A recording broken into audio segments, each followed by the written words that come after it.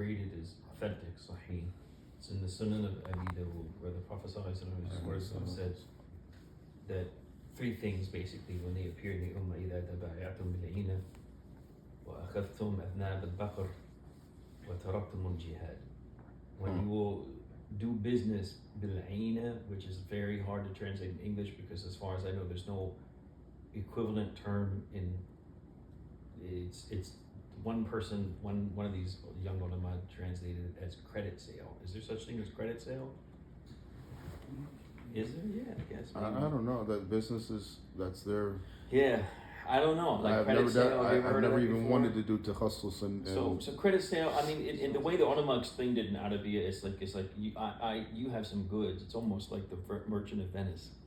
Like you have some goods, right?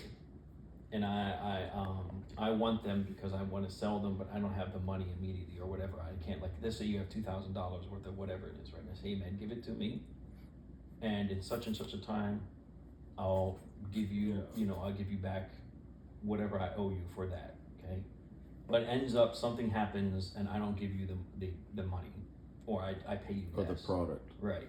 Or I even give you less. So it's like getting it on front. Is that it? It's exactly What is it called?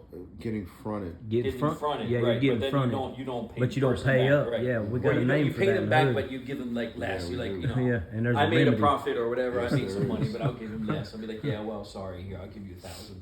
I know I said 2,000, but Yeah. things happen, brother. Yeah. MashaAllah.